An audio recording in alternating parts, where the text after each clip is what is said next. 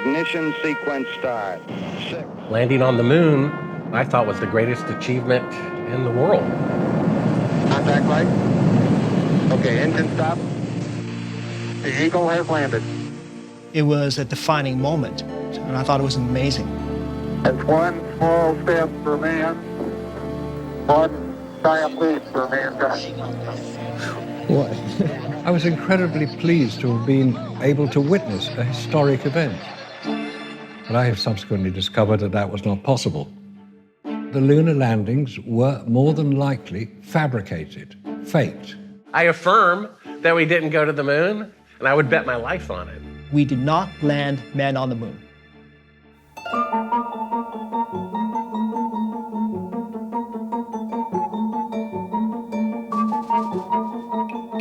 Well, asking you to swear in the Bible that you orbited the moon. Would you please go away? Must be some kind of wacko. Okay, well, Take your stuff and get the fuck out.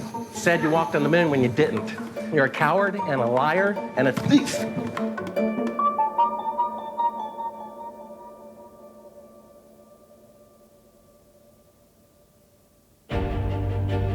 Russia orbits Sputnik 1, the Earth's first man-made satellite.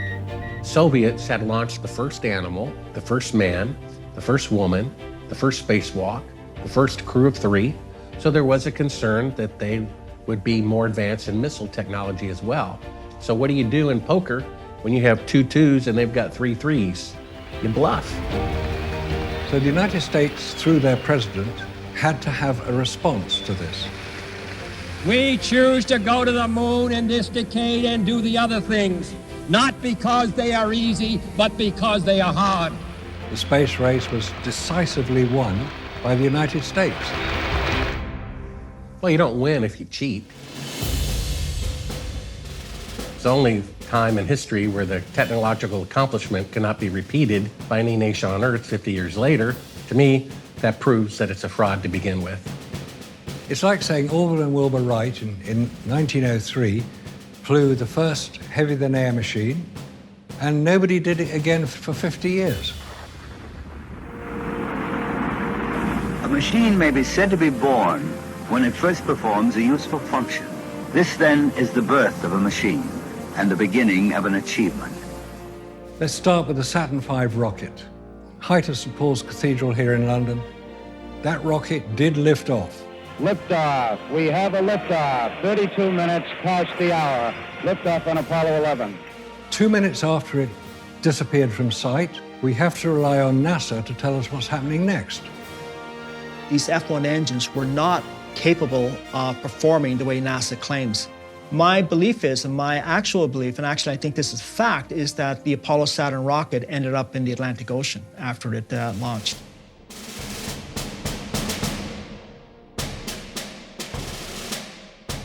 There were 5,770 photographs taken on the lunar surface by the 12 astronauts. The only proof you need to prove that the moon landings are fake is that one picture where an astronaut's shadow is at 12 o'clock and a shadow from a rock 5 feet away is going at 9 o'clock. That's impossible to happen in sunlight.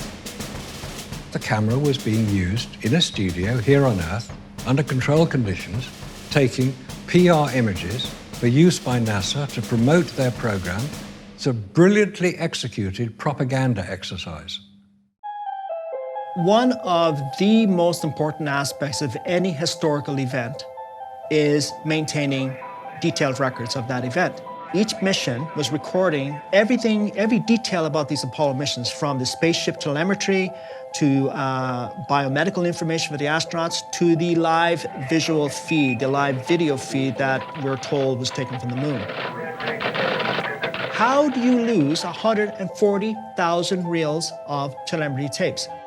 Oh, come on. This is the most significant event of the 20th century. Are they taped over it? What, shows of I Love Lucy?